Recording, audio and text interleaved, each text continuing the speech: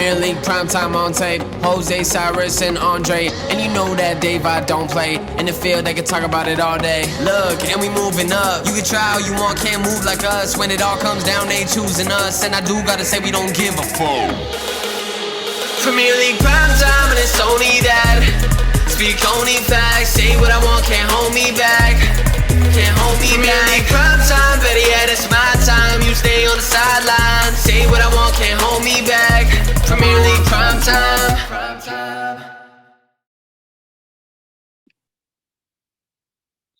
Hello, welcome back to Premier League Primetime, and I am here with a very good friend of mine, Mr. Gruner himself, Mr. Malcolm. How are you doing, my friend? I'm doing well. Yeah, no, can't complain. It's always great to see you on. And one thing I want to say, right? I've been trying to get this guy on for ages, and it's just always falling apart.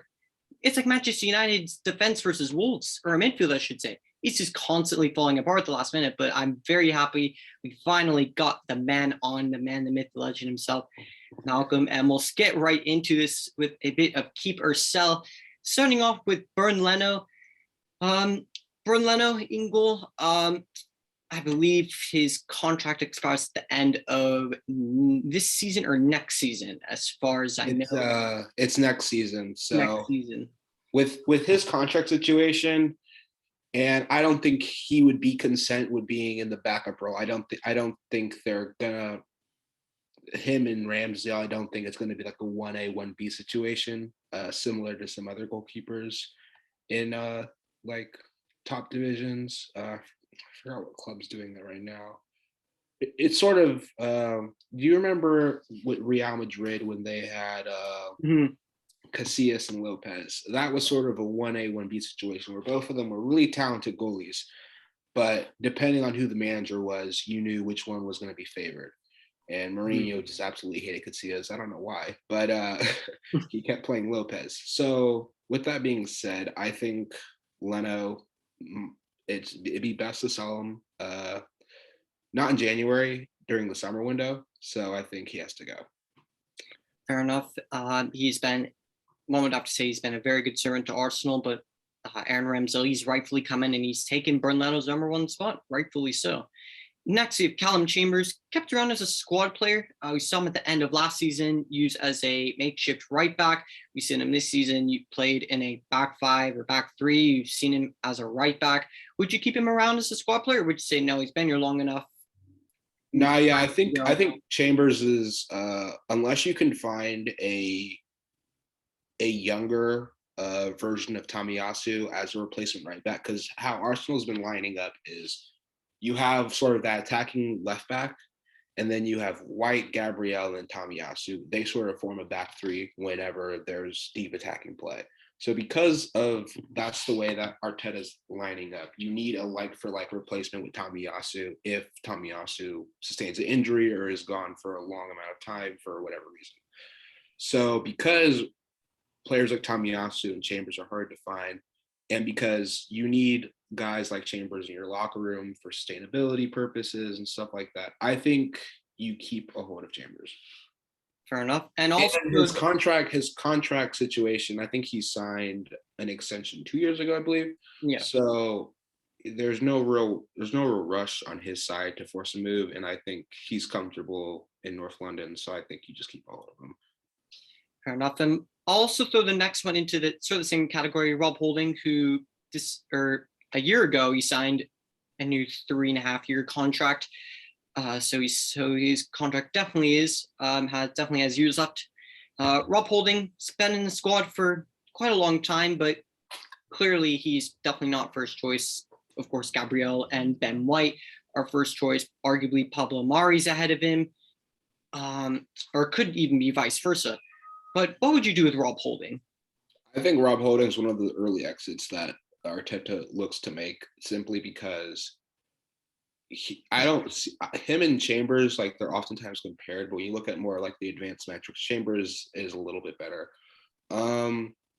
The issue with Holding is his age, mainly. He's, I think, 2 years older than Chambers. Let me check that out real quick.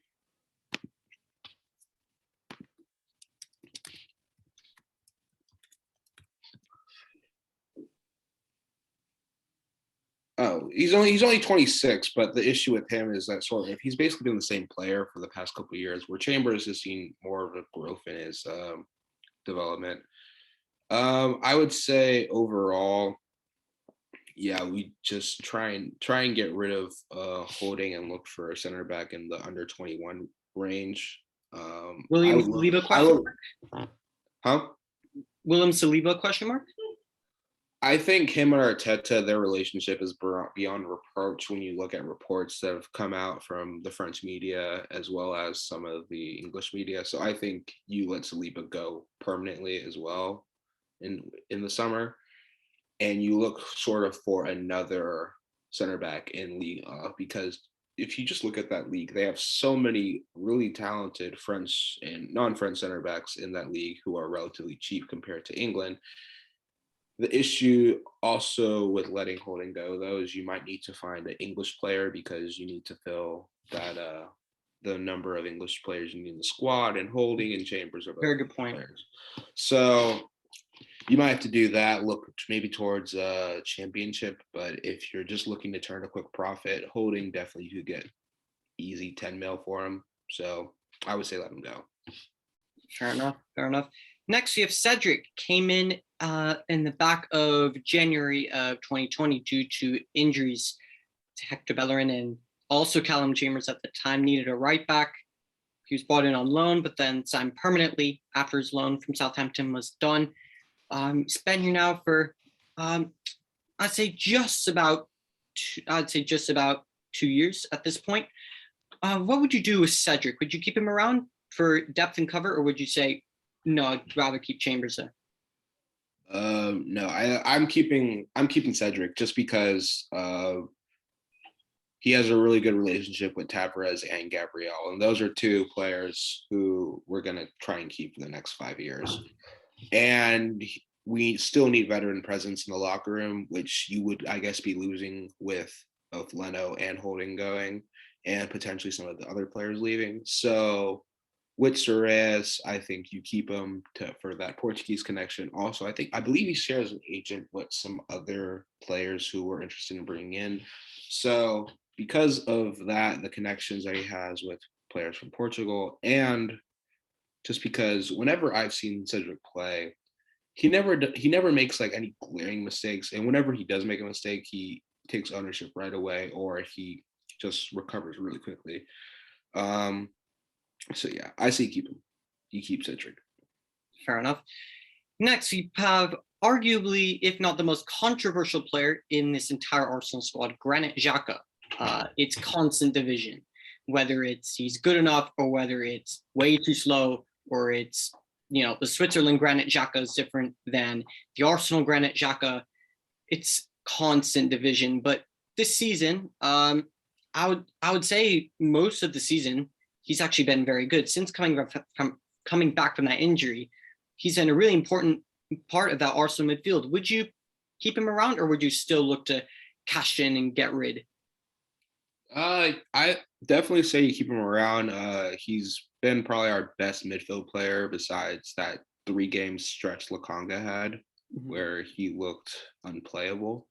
But Lokonga's still very young, inexperienced. So when he sort of came back down to earth, you could see that he was making a lot of mistakes that Xhaka or Partey or El Nene simply weren't making.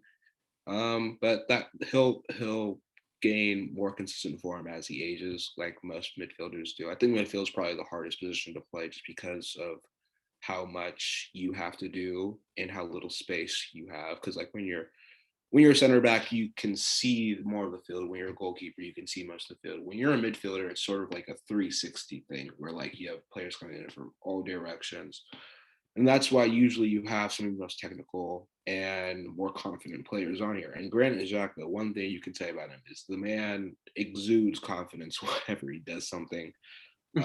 He's a great locker room guy from what I hear, except for when he had that I feel like when he had his falling out with some of the fans in the Emirates, I feel like a lot of it, he was egged on. And Yeah, he was really just egged on and sort of made as like the punching bag and the scapegoat for when they're playing poor under Emery. So I think he sort of regained trust in a lot of the fans, and I don't see why you would let him go anytime soon. So he's gonna stay. Yeah, 100%. I could definitely see that. But the one glaring problem, though, this man's constantly losing his head, and especially as one of the main captains of Arsenal Football Club. You shouldn't be losing your head, especially with the experience he has. I think that's a problem. No, I mean I've played on many teams, and you definitely need people like Xhaka who, although they have the potential of losing their head, their fire and aggression really can like spark something in some guys who just their personalities, they don't have it in them to sort of do or say certain things when certain things might need to be said or done. So with Xhaka, I don't think he ever should have been the team captain. I think he was just sort of put in that position just because the inexperience of some of the players the newness of some of the players who were maybe more experienced, like this was their first, second season at Arsenal, where it was his fourth or fifth in that time frame. So I believe it wasn't his fourth or fifth, it was like his third. It was his third when he became captain. But I honestly think that him losing his head, I think there'll be less of that to worry about in this season and the next season to come. So I don't think that will be an issue anymore. Maybe in training, you never know, but not in games. No. Yeah, definitely 100%. I could definitely see from that point of view, and definitely for someone like Albert Samuel Lokonga to look up and to just learn by example, learn by watching, and that I could definitely see that. And next, we actually do have Mohamed Elneny, who you mentioned a little bit earlier. It's just in and around as a squad player. Would you cash in and get rid, and you're thinking, no, we can definitely do better than Mohamed Elneny, or would you just keep him around? I mean, when you look at like some of our best talent coming from Hales End, which is our academy at Arsenal, you really don't see that many great holding midfielders coming out of there. There's some really good ones, but nothing that like pops out of your eye. We have really good, I would say, center backs and really good attacking players. I forgot what's the name of the youngsters. Charlie Patina. Yeah, Charlie Patina. Players like him, like they're the ones who are really making their name in like the under 23 squad and in our other reserve sides. You don't really see a whole lot from our Fowler and Balogun as well. Yeah, Balogun's another character where I feel like, well, I'll talk about the striker situation later, but Balogun's definitely a player who I have many opinions on. But back on Elneny, I would say that definitely looking to make a smart sale with this one just to balance off some of the books. Fair enough. I mean, just of all the players that they have in terms of just attitude, I think Elneny is just the least of that issue. I think he just appears to be, or what I've heard is that he just has a great attitude. He's always smiling, always going about. He just seems like the kind of player who will just get on with whatever the manager asks him to do. And from what I hear, him and Arteta have a really good relationship. He's definitely one of the veterans that Arteta has sort of leaned upon to help some of the younger guys. But just if we're looking at like top four consistently, I don't think that he can be our fourth midfielder. If you look at teams like City, Liverpool, I wouldn't. Manchester United definitely not in that category. No. City, Liverpool, and Chelsea. If you look at maybe for Europa, yeah. If you're looking at those midfield, even Tottenham. If you look at their midfields, their fourth midfielder, like their fourth guy, who like I do City and Liverpool in the midfield as the benchmarks. Yeah, he's like he's not of that. He's far below that quality. Mm-hmm.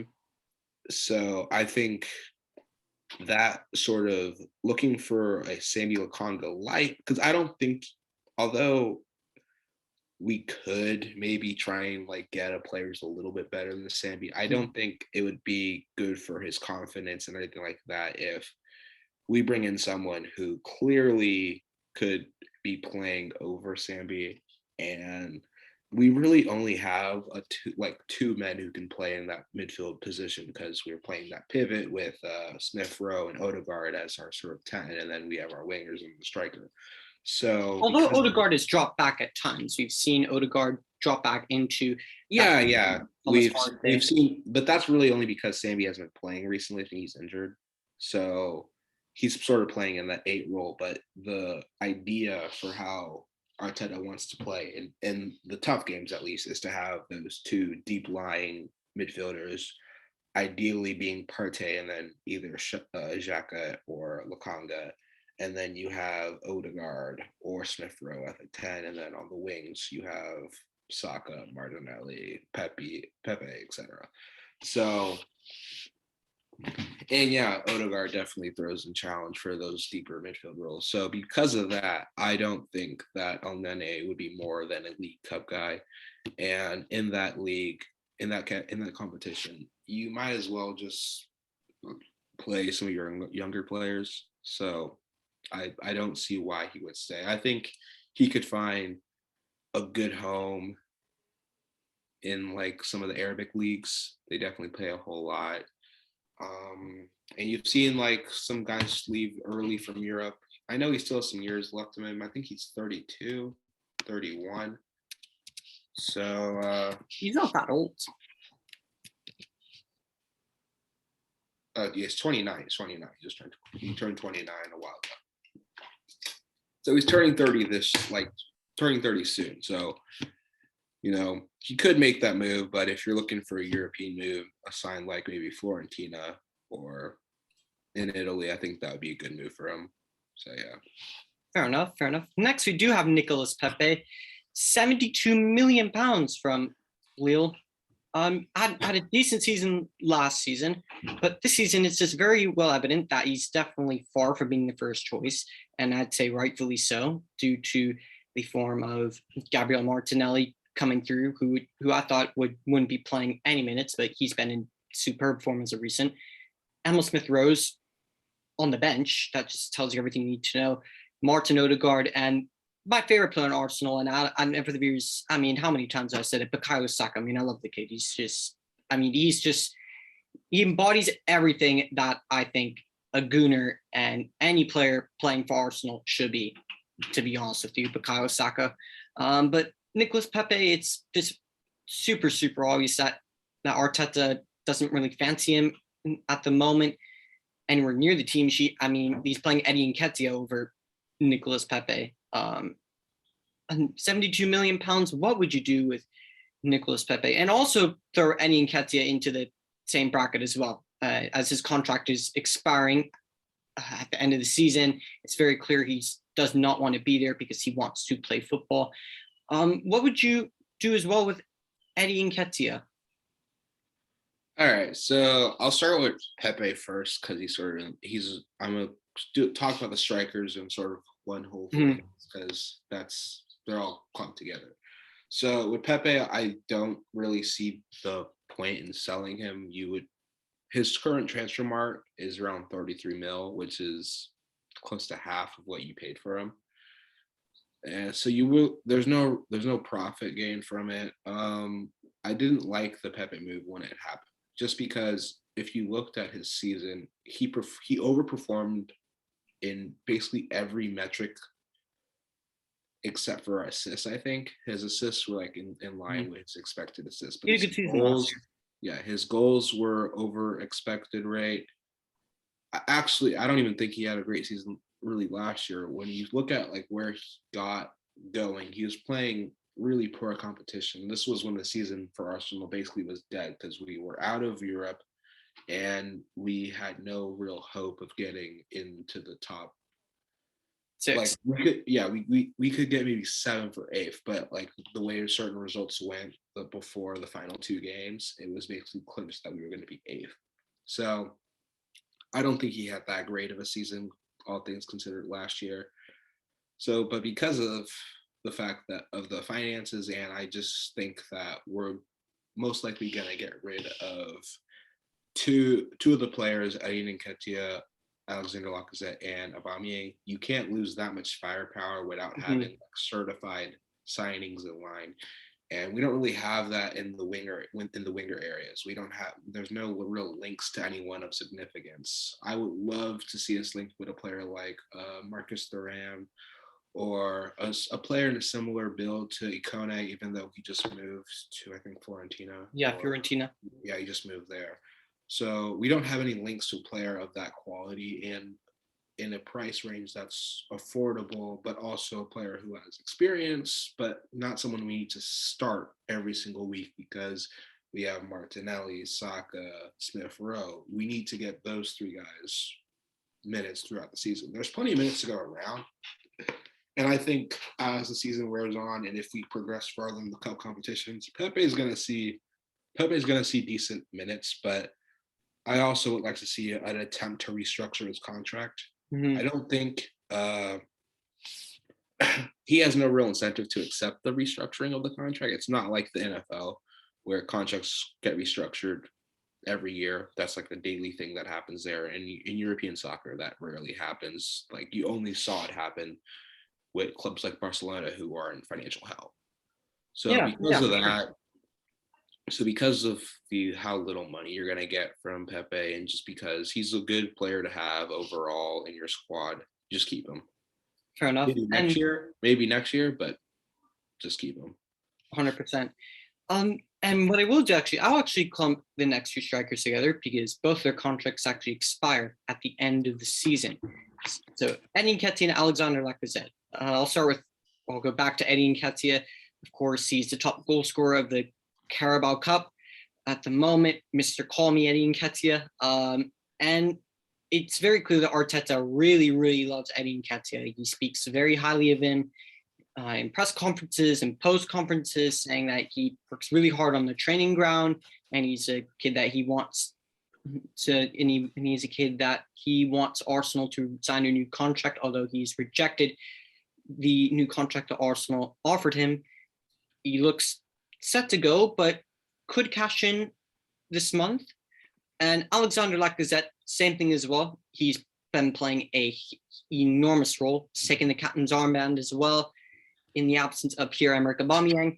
And it really seems that the younger players really do listen to Alexander Lacazette, and he leads the team well on the pitch. Contract also expires in the summer, but again, could cash in January. So what would you do with these two?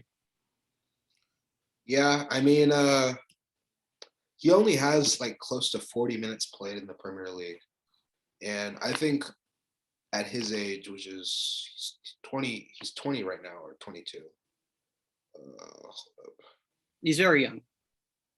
Yeah, he's 22 right now. So with a player who had his potential, who, if you look at his record in the England setup under 17, the rest, he scored goals a ton there, but he's just not gotten really that chance. And I mean, I was surprised when that first game we had against Brentford, when we had Balogun starting at striker, not him. When Lacazette and Aubameyang simply just weren't fit enough to play like that. I thought that was a matter of just Arteta saying that he wanted Nketiah gone, because I also think because of that Balogun new contract, everyone was clearly expecting him to be the youngster that would get the chances, because Eddie Nketiah had a really poor season last year. Got loads of chances, didn't make the most of the opportunities presented to him by Mikel Arteta. And it seems as if he was going to go, but now he's come back into the side and he's more or less just resurrected himself somehow. Yeah, I mean, when you just look at like the stats, he's played 3 games in the EFL Cup, 5 goals. 3 of them are in all one game, but still, that's a good record in a competition, even if it's a lower competition nonetheless. So I think with his goal scoring and his ability, he'll be valuable. He's marked around 12 million. But because he's an England international, but that might change because I think before his 23rd birthday, he has to make a decision on whether or not he switches to Ghana.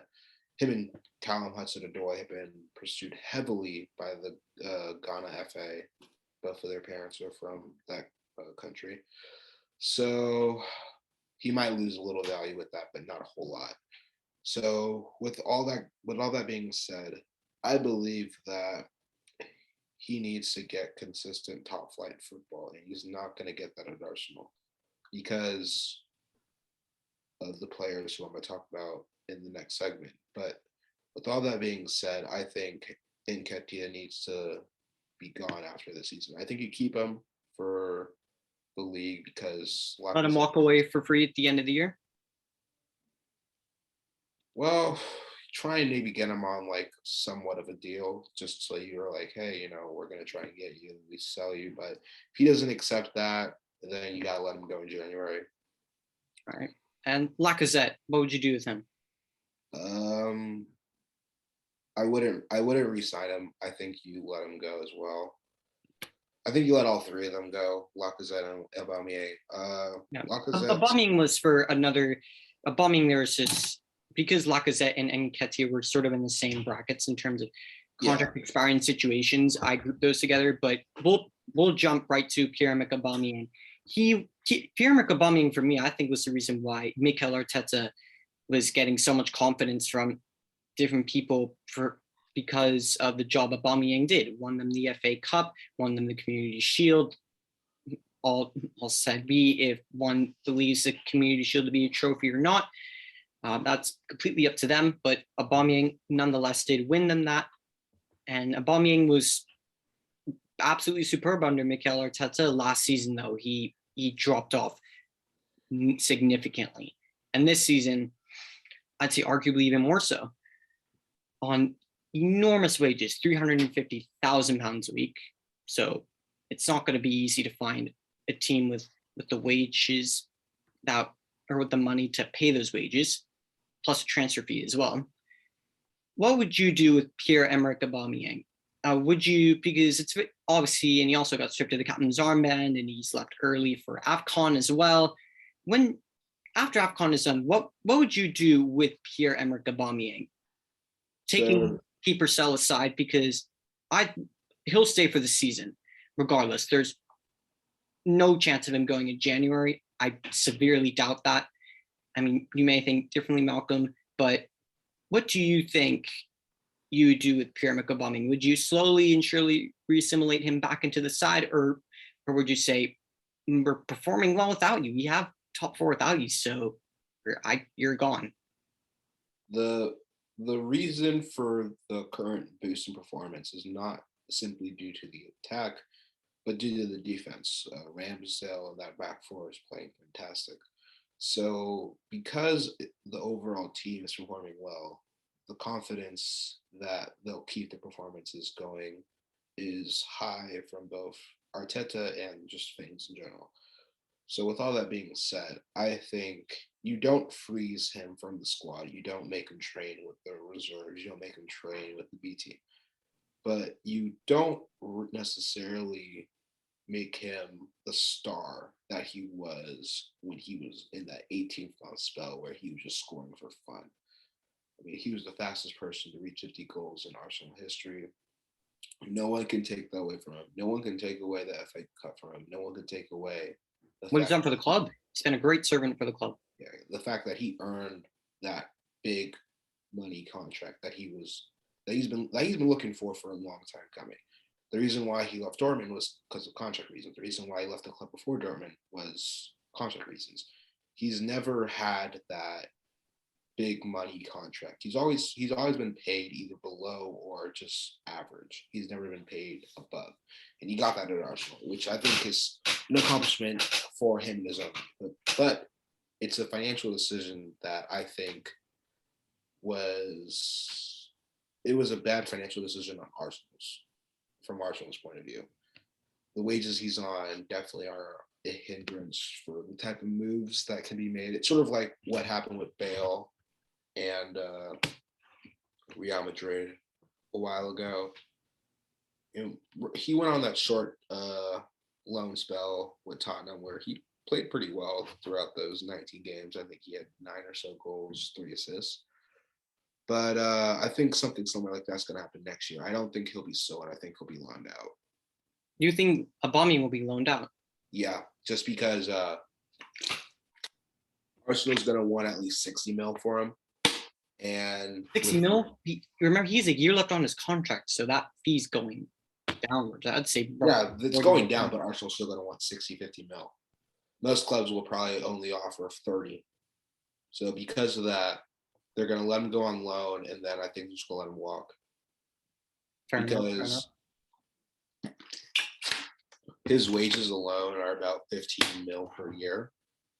So if you have him on loan, but let's say you reach an agreement where the other team's paying basically close to all his wages, you're still you're not spending that money. So in a sense, you're earning a little bit money in that deal. It's kind of weird how it works, but I don't really see how a sale could occur. Especially, I don't think Arsenal wants to sell him to another Premier League league. No. And a lot of these other leagues, they're not really making as much money with their TV deals. Some of them have been structured really poorly, especially Serie A and Bundesliga.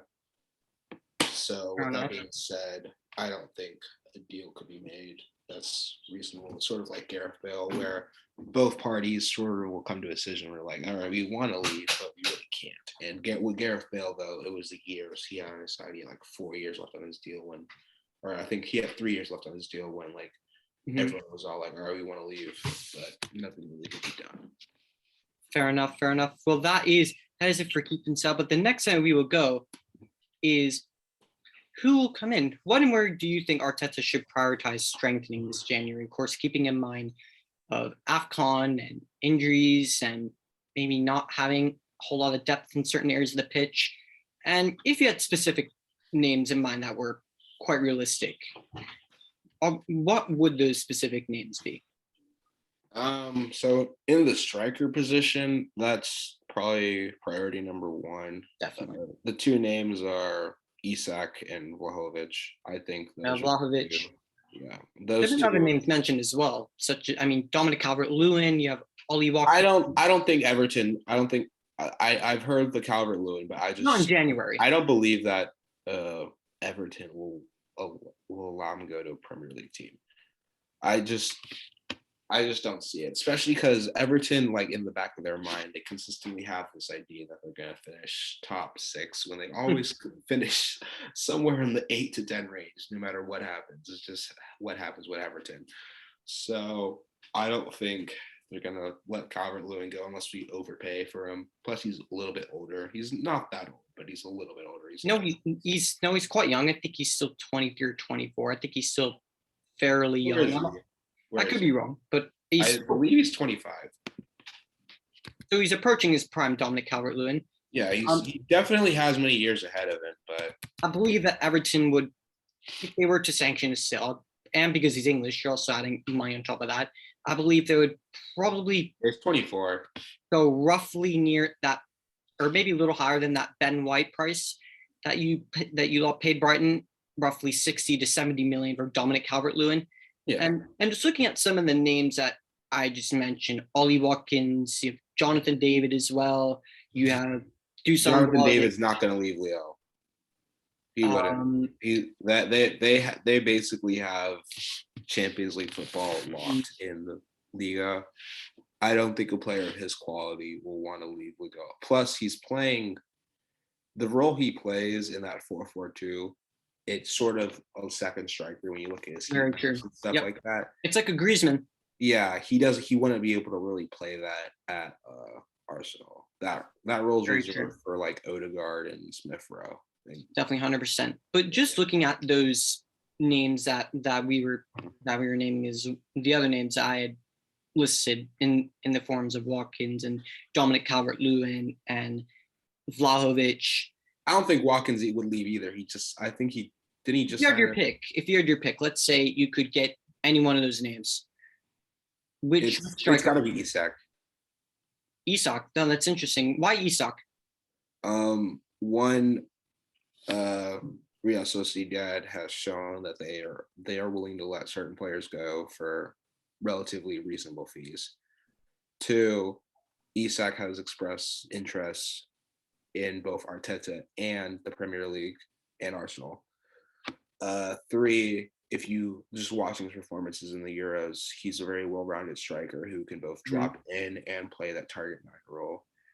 And I think if you look at his progression, he was that wonder kid who signed for Dortmund, and he only scored one league goal when he was at Dortmund, and he really struggled for form, and he struggled. But if you look at the reports from his coaching staff and like that, they said that like in training, he was constantly like one of the top performing guys, but he just like there was something lacking when it came to game time. Like he just wasn't finishing. And he got unlucky a couple of times. I think his XG was close to 4 or 5, but he only had one goal.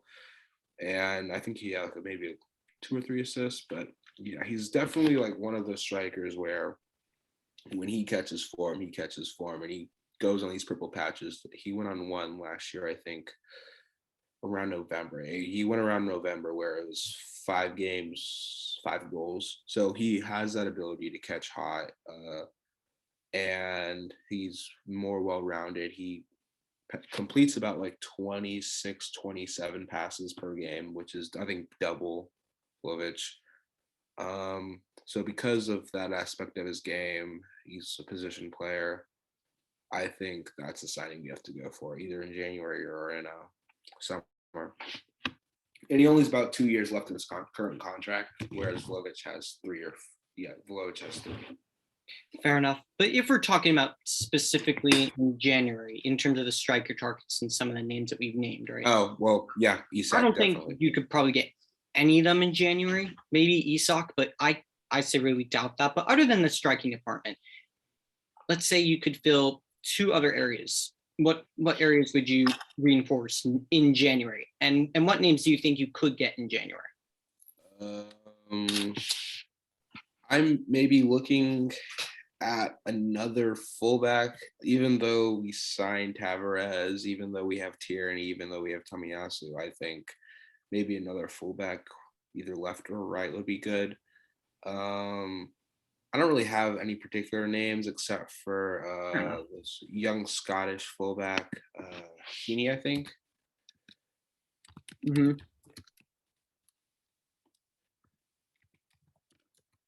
I'd also say another department Arsenal should fill is their midfield, because I think they lack in that area now. Thomas Partey, Mohamed Elneny, regardless of what you think of Elneny, he's just a player there, squad depth.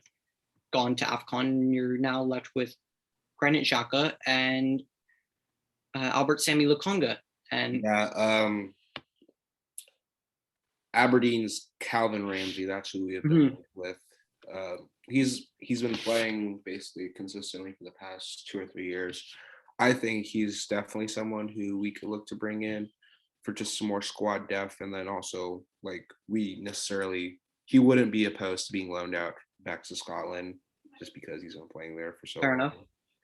So, but one player he didn't have on that like stay or go was Maitland-Niles, but the past 4 hours. He's gone to Roma though, on loan. Huh? He's gone to Roma on loan. Yeah, I'm saying on Twitter he's been linked to the Roma loan move. So I think finding a player similar to Maitland-Niles, I think that would be our midfield move and target. Even though I liked him at like fullback, but he's just had this problem. Yeah, it's this ongoing issue with Ainsley Maitland-Niles. It's not really like a problem, but he's just been having this obsession of like he's a midfielder. It's similar to what happened with the Oxlade-Chamberlain, where like everyone was all like, "You're a winger," and he's like, "No, I'm a midfielder." And because of that, also I think there's been talks of maybe trying to get Oxlade-Chamberlain back and sort of fill that Xhaka role as like Jack Wilshere. Jack Wilshere, would you take Jack Wilshere back on a short-term deal? I've been hearing lots of rumors that a potential, pay-to-play contract for Jack Wilshere just for 6 months. Just have an extra body there, an extra person to mentor the youngsters. Would you take him on a short deal contract till the end of the season? I don't see the reason why that wouldn't work, but I also necessarily don't love the move. It's sort of those math things. Sentimental.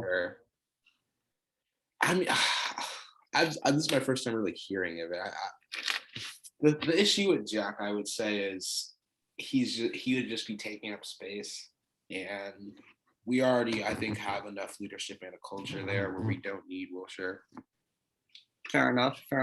So with that being said, I would like us to continue our policy of signing under 25 players.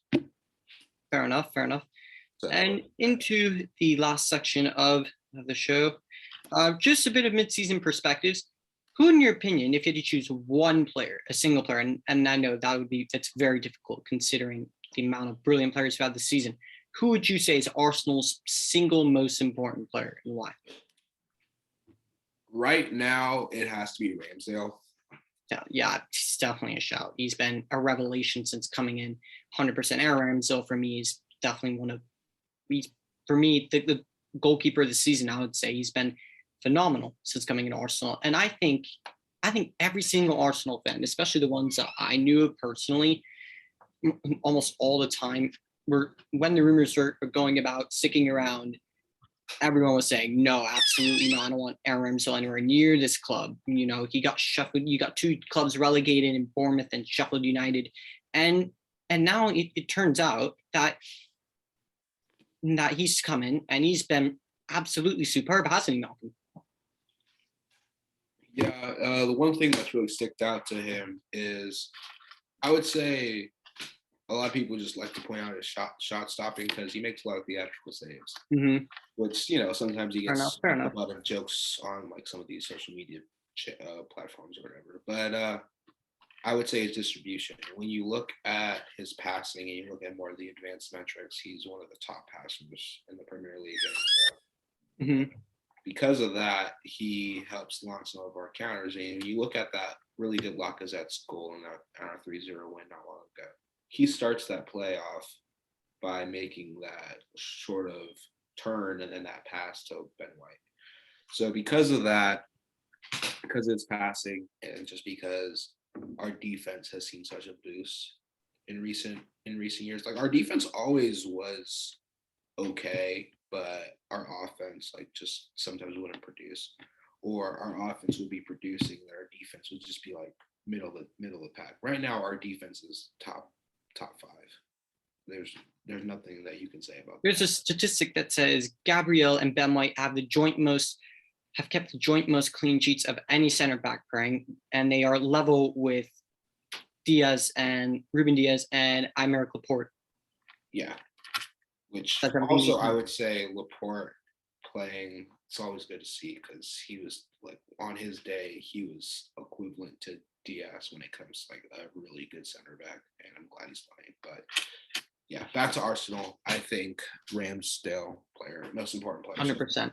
Next, we have just looking at this Arsenal transfer doings in the summer, and look, I think especially after the whole Super League thing and the unbelievably underwhelming season, that's one of the worst seasons I've seen Arsenal have in a long while. Of course, I don't like Arsenal, but just watching, even from a very neutral perspective, that was one of the most awful seasons I've seen Arsenal play in a long time. And people were pretty much screaming for Kroenke's head, or for Kroenke to heavily back the manager, regardless if it was Arteta or not.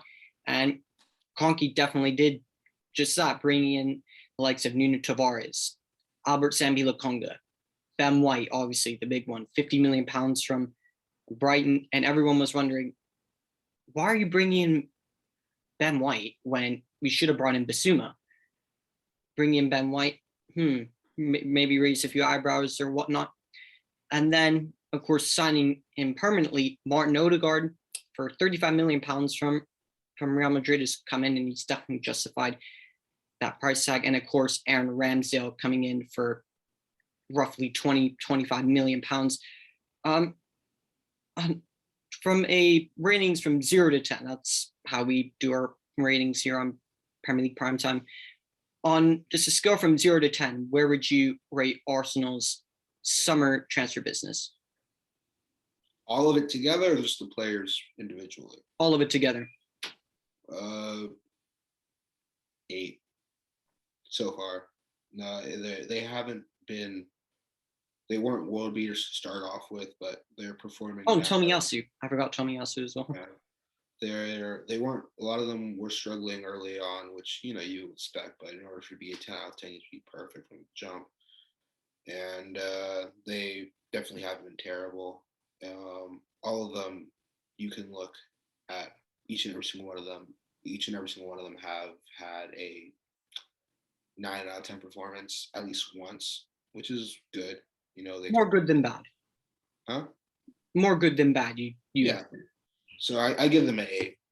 It's just that's all I can say, really. Definitely, 100%. Next, of course, as we've spoken, and now everyone knows, Pierre-Emerick Aubameyang is no longer the captain of Arsenal Football Club, stripped of the captaincy, rightfully so, by Mikel Arteta due to disciplinary issues. Regardless of what the story was, whether it was apparently him going to get a tattoo or picking up his mother from the airport, I've heard all the stories and rumors and whatnot. But regardless of what it was, apparently he didn't show up to training, and this is not the first time he's been condemned for disciplinary actions. That was a problem at Dortmund. That was a problem at Saint Etienne as well before he went to Germany, and now this has happened now on several occasions under Mikel Arteta's reign, and he's come in and he said, you know what, I just think it's your time's done. You're also not leading by example on the pitch anyways with your performances. You haven't been doing that. So there's just no reason for you to be the captain of Arsenal Football Club. So since he's no longer the captain, who would you choose as your new long-term captain? And of course, Lacazette's the captain right now. I think he'll probably be captain for the remainder of the season, assuming he stays. But after he goes, and assuming he goes, who would you give the captaincy to? I know this might be like a little controversial, but I think for like a stopgap, you could maybe give it back to Xhaka just for the time being. I think Arteta has on some occasions as well. Yeah, he's sort of garnered good favor from the fans after the incident that occurred in 2019, I believe, or 2020. 2019. Around that time. So I believe that with the long term, I think you got to look at Gabriel or Ben White, one of the two. Ramsdale to me, like it's common to have a goalkeeper, but like just his personality and everything. 100%. And for me, when you look at some players, right, I think some players are natural leaders, but better without the captain's armband. And I look at Manchester United, and it was just made no sense to give Harry Maguire the captain's armband. But he used, apart from Daveye, was the only real leader on the pitch before Bruno Fernandes had come in. And Harry Maguire, for the most part, he played a lot better. He seemed like there wasn't a lot on his mind except playing well for Manchester United when he wasn't the captain. And now the captaincy, it's so clear that the captaincy just weighs way too harshly on him. And I look at that, and I look at someone like Ramsdale, that maybe he's better off without the armband and without the responsibility of being the leader and the main figure of the club, the face of the club, regardless of who it is and the player's ability, whatnot. The captain is the face of that football club. So I actually disagree. I think the face of our club is our academy talent, that being 100%. Xhaka and Smith Rowe. So with those two, they're not. Xhaka's definitely isn't ready for captaincy. No, I don't think either. So because of just like the youth of our squad, I think the route would be Xhaka, maybe Partey, but he isn't playing well enough to earn it, really, in my opinion. So with that being said, not maybe him, but most likely not. Tomiyasu, I think, would be interesting. He would probably be the first Asian captain in the Premier League. One player who's definitely been heavily tipped for the captain's armband, Kieran Tierney. Oh yeah, Tierney definitely. But there have been a lot of rumors of him maybe making an earlier exit. No, he signed a brand new 5-year contract. Yeah, I know. Even with the 5-year, people really, really, really want him. So he probably wouldn't leave. But no. With all that being said, yeah, probably Tierney would be a good shot for like maybe a medium bet on the betting line. Fair enough. I would say the route most likely that I would take would be Xhaka and then White. Fair enough. Yeah, I definitely see and agree with that. And last but not least, probably the second of the show I'll take is probably the longest is we'll go through the players of the Arsenal squad, and of course we'll skip over some players for the players who they can't really warrant ratings from 0 to 10 just because they haven't played enough games. But we're going to go through just the Arsenal squad overall and in terms of just their performances so far from the beginning of the season to now. We'll go from back to front. We'll start with the goalkeepers, and I'll start with Bernd Leno with the games that he's played. What would you give Bernd Leno for the season? 7, 6, around there, 6.5. He's had some games where it's been like, okay, there's a reason why we're starting Ramsdale over you. But there have been some other games where like you can see that he still has some quality in there. And with all that being said, I really can't speak too poorly on the guy just because his chances have gone Fair enough. as season progressed. Definitely. Aaron Ramsdale. 9, 9.5, 9.5. Really close, like a perfect start for him in North London. He's been very vocal. His distribution's been great and some amazing saves. 100%. Callum Chambers. 6. Nothing really special from him so far. He's had some really good showings in the EFL Cup, but in the Premier League, I think he's played less than 90 minutes or so. Mm-hmm. So nothing really there. 6. Fair enough. Cedric. 6 as well. Similar to Chambers. He's played a little more minutes in the Prem, but because we don't have European competition, a lot of the games that he would be rotated in, he's not being rotated in because our main squad isn't really tired. So because of that, he's playing a whole lot. So yeah, 6. Fair enough. Takahiro Tomiyasu, what are you giving him for the season so far? He's the one player I give a 10 to. Tomiyasu a 10. Yeah. Wow, that's remarkable. He's the most tactically, he's the most irreplaceable player because of how he bends into that back three on offense, and also he knows when to go forward and push, which is something that Tierney, that was like what was expected of Tierney. Tierney, they were sort of expecting him to be that on the left, and then they had Bellerin right. But Tierney, he's like just his positioning, he sometimes doesn't know when to go and when to drop back and when to like sort of make that diagonal pass. Tomiyasu, he knows when to do that, and his defensive performances have just been great. And like, one issue that a lot of people thought he would have was pace against some of these like left wingers because he's on the right side. He's matched up bar for bar with everyone he's gone up against so far. I think he only really had a subpar performance against City and against some of those wingers, but nothing came from. I thought that when he came to Old Trafford and played Manchester United, I thought he was very poor by his own high standards that he set of himself. I think he had a lot of trouble up against Jadon Sancho, but I think other than that, and the Liverpool game, I thought that that's a scratch him up game. We don't that 4-0 game. It's not like they get a free pass, but it's everyone played poorly on that day. So, and against Sancho, I think that necessarily wasn't really his fault. I don't think there was like midfielder support on his side like that. Like when you look back at that film, everything was sort of shifted defensively to the left, so he was isolated a lot of 2v1s against Sancho. So yeah, but yeah, I give it 10. Fair enough. Rob Holding. 6, same as Chambers and all the other guys. Pablo Mari hasn't featured in the squad a whole lot this season. What would you give him for this season? I think there was like an injury issue earlier on, and then he's come back from the physio table, but hasn't been playing like barely at all. I think he has less than like 100 minutes so far this season. So because of that, I give him a NA. You can't really say anything about him. All right, fair enough. Ben White. 9 to go along with Gabriel. Him and Gabriel both get a 9. All right, fair enough. Well, now the next one actually was Gabriel. Kieran Tierney. 8.5. Suffered with a little injury and then some poor performances, but he's really been picking it up the past couple games. Fair enough. Nuno Tavares.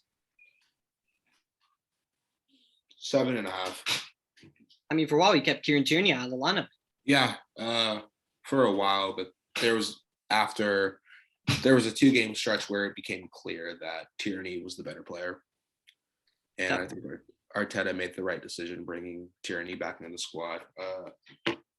He doesn't suffer from a lack of pace like some of the other fullbacks in our squad, but just the defending and some of the passing just isn't there yet. But it will be developed as time goes on. 100%. Next, into the midfielders, Thomas Partey. He's been more available than he was last year. Last year it was just injury riddled, and availability is the best ability that a player can have. So because of that, and his just overall performances, I'm gonna give him an 8. All right, Mohamed Elneny. 7. One of the better players in the EFL competition that we're playing. Overall, good guy. So yeah. Granit Xhaka. At the beginning of the season, he was arguably their worst player on the pitch. Awful in the beginning of the season, and then he's come back and he just looks like a completely different player. He just looks greatly improved. So I'm gonna give him 2 ratings. So pre-injury, a 6. No, actually a 5. Post-injury, so post-recovery, an 8.5. Averaging at around a 6.5 or a 7. Yeah, it's around there. But he's just been really good after recovering from that injury. And I think he was also had some nagging injuries when he was playing, but he just didn't fully disclose them with the medical tent, because you could tell by some of the balls he was playing and just the way he was running. But yeah. Fair enough. I'm not going to give Ainsley Maitland-Niles a rating. I don't think he's played enough games to really a rating, but I will give one. We will do Albert Sammy Lokonga.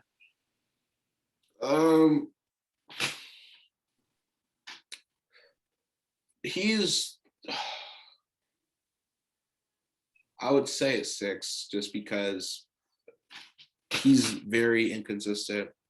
I think Arteta's come to realize that with some of the team selections he's been making as the season's gone on. I think he has potential to be really good in some of these Premier League matches in the future, especially when there are some stretches in the Premier League where it's 1 week, 3 games. And I think in some of those matches when he's going to have to rotate the squad, I think Lokonga will really shine and show why we paid the money we paid for him. So because of that, but right now I give him a 6. Fair enough. Into the attacking midfielders, I'll start with Nikola Pepe on that right-hand side. 6. It's just really disappointing how his tenure at Arsenal, how his time at Arsenal's been. But he comes in, he's created a lot. His dribbling numbers have sort of been revitalized though. Under Arteta, under Emery, they were really woeful. He did get that one dribble pass versus Van Dijk though, which was the yeah. But yeah, I would give him a 6. Fair enough. Next on this list, we have Gabriel Martinelli. He's been, and let's not forget, he'd not been featuring at all. I'd say up until roughly a month ago. He's just been going off and scoring goals left, right, and center. But before that, he hadn't been featuring at all. Yeah. I think with Martinelli, it was kind of curious because he played in the Olympics, right? And he played all right, but really the star of that show was both Anthony and Richarlison in that Brazilian Olympic squad. And then Pedri, of course, because he played 70 games in 1 year. But Pedri for Spain, of course. But I would say Martinelli, it's around 7, somewhere in that 7-point range, 7.2, 7.3, 7.4. Fair enough. Next, we have Martin Odegaard. Now, he's been largely phenomenal since coming back and now permanently from Real Madrid. Yeah, I really like the loan move we made with him when it happened. Sometimes early on in the loan, I remember he performed really well, and then he sort of fell back down to earth, which due to injury. Yeah, it's expected. But that was before the injury. He also having some like average Yeah. performances. Mhm. But with him coming back, he really hasn't missed a beat. The guys in the locker room really like. If you're talking about a player who gets talked highly about, that isn't obvious characters of Saka and Ramsdale, Odegaard is that next guy. Arteta loves Martin Odegaard. I mean, you can listen to Arteta's words and the praise he gives Martin Odegaard. I think the one thing that separates him and Smith Rowe is his vision and also his pace. Fair enough. So what would you give Martin Odegaard? It's got to be an 8. Fair enough. Next, actually, indeed, it is Emil Smith Rowe, one of the 2 shining gems that are crown jewels at Arsenal. He's been exceptional this season. Would you say he's been your player of the season? Looking at this season in entirety so far. I mean, if you look at like how the player of the season award has been handed out at Arsenal, But your player of the season, in your opinion. Yeah, if he continues, there's no reason why he shouldn't win it. But me personally, I think a lot of his goals and a lot of the reason like why he gets praised, sometimes it's a lot of right place, right time, but you still need to be there and you still need to finish. So because of that, I give him an 8.5, but I still want more from him. Him more than Saka, I want to see more from in the next 2 years. With Saka, like his progression, I sort of know what I expect, but with Smith Rowe, I'm just not there ready to accept that like he's arrived yet. 100%. And lastly, for our attacking midfielders listed is Arsenal's crown jewel, Bukayo Saka. I mean, I'm not going to waffle on because that will be an hour-long praise session for him. But I mean, how good is this kid? I mean, this kid's just simply phenomenal, isn't he, Malcolm?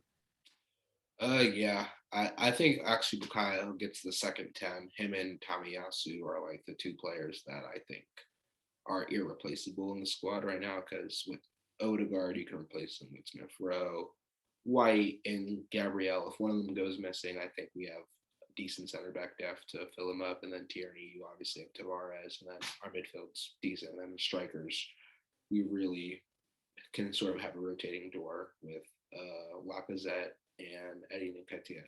But on that left flank and on that in the right back position, I really don't think we have a player who can replace Saka and Tomiyasu like for like. So because of that and his performances, I give him a 10 out of 10. Fair enough. And lastly, real quickly into the attackers before we wrap up the show. We've been going on now for about an hour. Lastly, last 3 players. I'll start with Eddie Nketiah. 7. Fair enough. Lacazette. 8. And Pierre-Emerick Aubameyang. 5. Yeah, fair enough. And the manager's rating for the season, Mikel Arteta. I give him an 8. He's definitely improved tactically. He's not making as many poor squad choice decisions as he made in like the early days. He's infusing the youth in the squad, and he's also like letting the experienced players know that he's not going to push them out. Like 100%, definitely. I give him an 8. Definitely. Anything else to say before you wrap up the show? Nothing. Just I've started sort of writing my own blog, and I'll be in contact with you and some. 100%, yes. And for the viewers, check out Malcolm's blog. It definitely looks very promising. I've seen some things that he's written. It's absolutely superb. And also, please subscribe, smash like on this video, subscribe to the channel. If you let us know what you think on Arsenal so far this season. Do you agree with some of the things that Malcolm has said? Do you not? Let us know in the comments below. And wherever you're watching this in the world, have a great day or evening.